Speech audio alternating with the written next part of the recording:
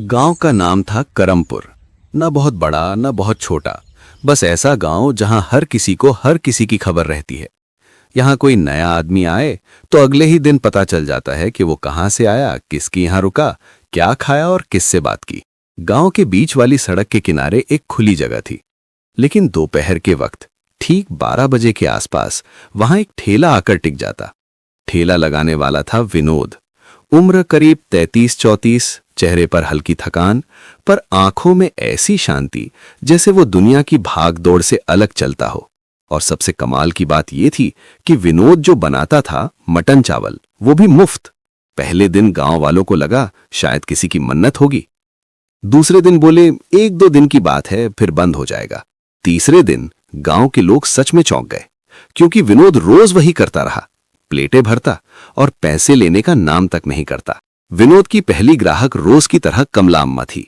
उम्र 70 पार, कमर थोड़ी झुकी, लेकिन आवाज में वही दम जो सिर्फ बुजुर्गों के पास होता है। कमला अम्मा रोज हाथ में स्टील की कटोरी लेकर आती, ठेले के सामने रुकती, नाक ऊपर करके खुशबू पकड़ती और बोलती, अरे विनोद, आज तो मसाले की खुशबू पूरे रास्ते पकड़ में आ गई। लगता है देग में फिर जान डाल दी तूने। विनोद हल्की हंसी हंसता। अम्मा, आप तो बिना देखे बता देती हो क्या बना है। कमला अम्मा कटोरी आगे करती और आवाज थोड़ा धीमा कर देती। बेटा, ये रोज मुफ्त खिलाना ठीक है, पर कब तक? मटन सस्ता नहीं होता, थोड़ी कमाई भी कर लिया कर। विनोद चावल का ढेर लगाता, ऊपर से मटन का टुकड़ा रखता और बिल्कुल आराम से बोलता, अम्मा, आप बस खाइए, बाकी चीजें मेरे जिम्मे हैं। कमला अम्मा आंखें सिकोड़ती। जिम्मा विम्मा छोड़, साफ बता, पैसे कहाँ से आते हैं?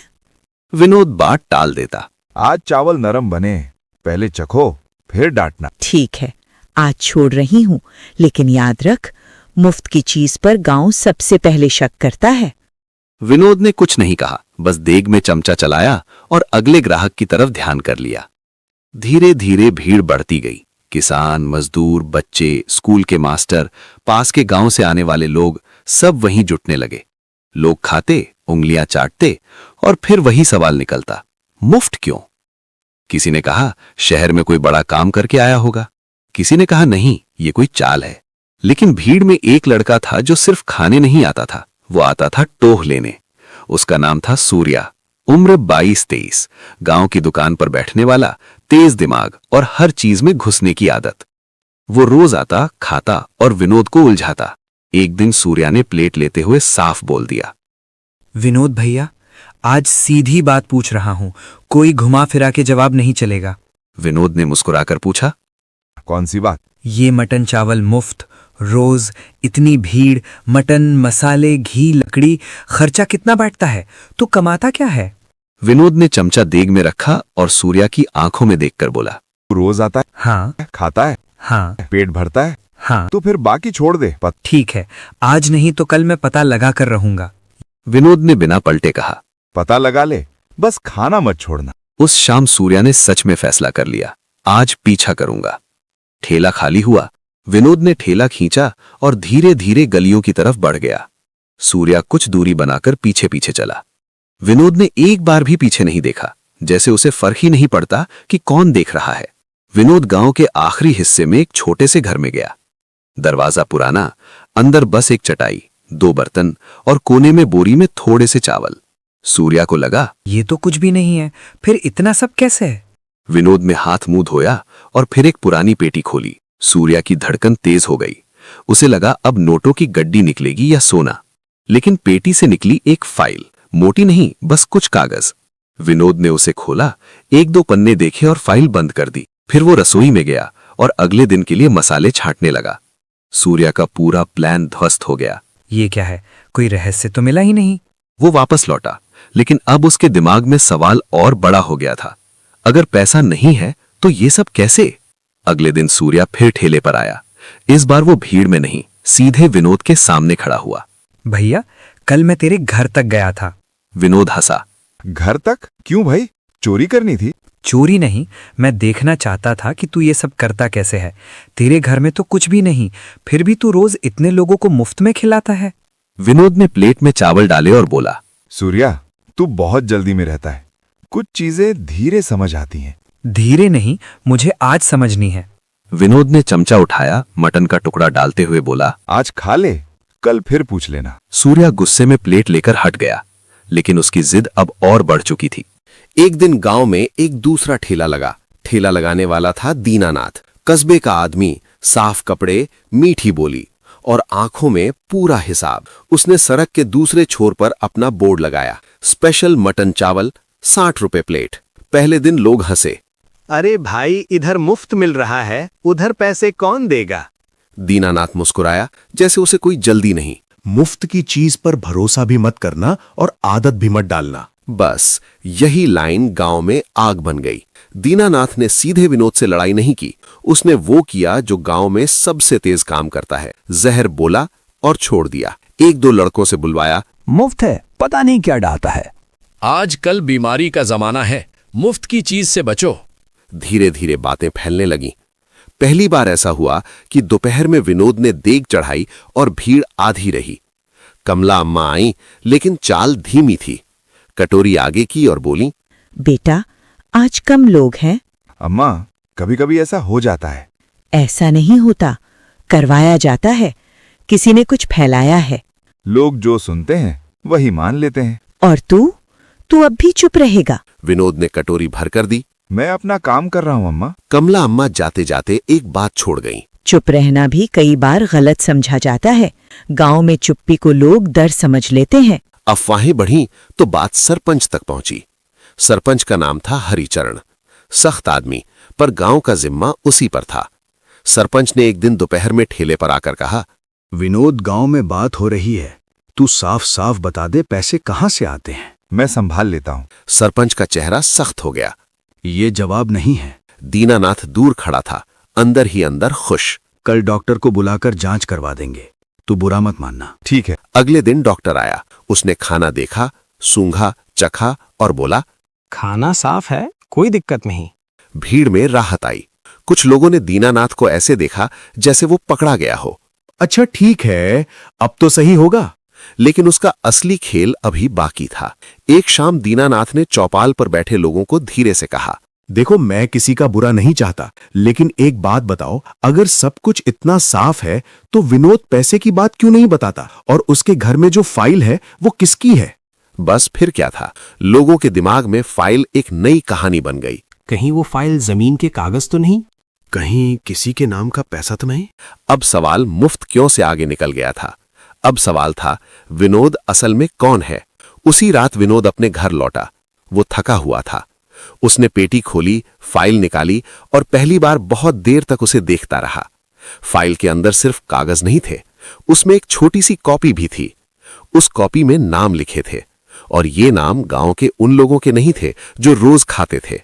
ये नाम उन लोगों के थे जो रोज भीड़ में खड़े होकर भी प्लेट लेने की हिम्मत नहीं करते थे।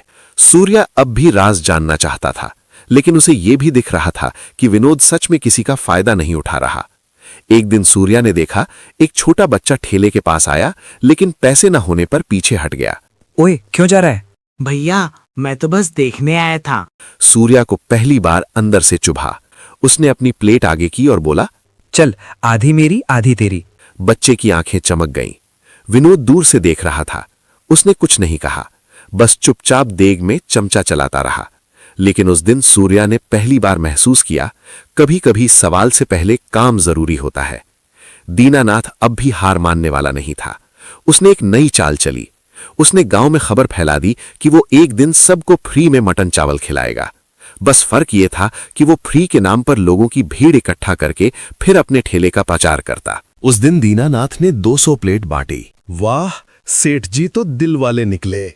लेकिन अगले दिन दीनानाथ ने कीमत बढ़ा दी। अब प्लेट 80 रुपए की। कल तो फ्री था। कल दान था, आज धंधा है। यही गांव को फर्क समझ आया। फ्री में खाना देना आसान है, लेकिन रोज देना और बिना दिखावे के देना वो अलग बात है। धीरे धीरे लोगों की नजरें फिर विनोद की तरफ लौटने लगी, पर तब तक नुकसान हो चुका था। विनोद की देग कई दिन वापस खाली गई। सरपंच हरिचरण ने आखिर चौपाल बुलवाई। गांव के लोग जमा हुए और इस बार माहौल ज्यादा सख्त था। विनोद, गांव तुझ पर शक कर रहा है और ये शक गांव को तोड़ देता है। या तू सच बता दे या फिर ये ठेला बंद कर दे। सूर्या आगे आया। उसकी आवाज अब पहले जैसी अकड़ वाली नहीं थी।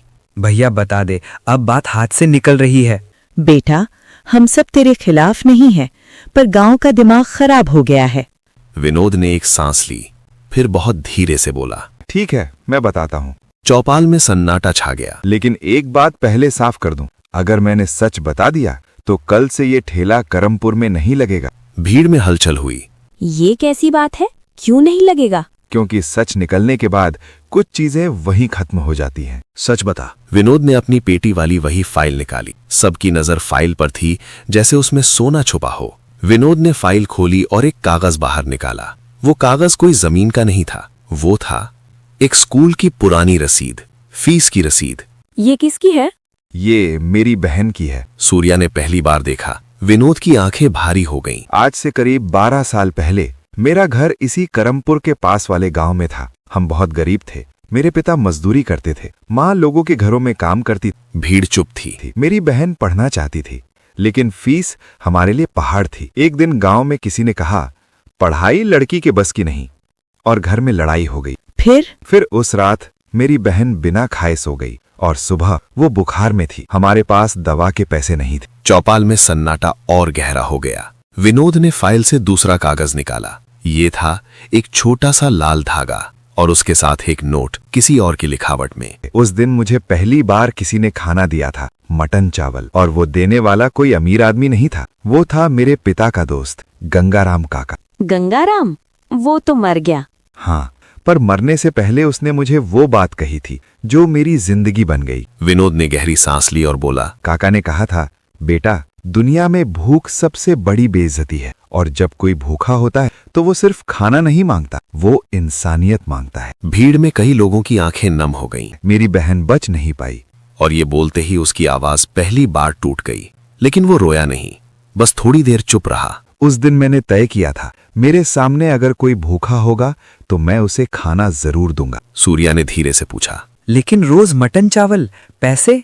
विनोद ने तीसरा कागज निकाला। ये था एक पुरानी छोटी डायरी का पन्ना जिसमें हिसाब लिखा था। मैं शहर गया, 12 साल मजदूरी की, कभी ढाबे में, कभी फैक्ट्री में, कभी निर्माण में। मैंने हर महीने थोड़ा थोड़ा पैसा बचाया। दीनानाथ हंस पड़ा।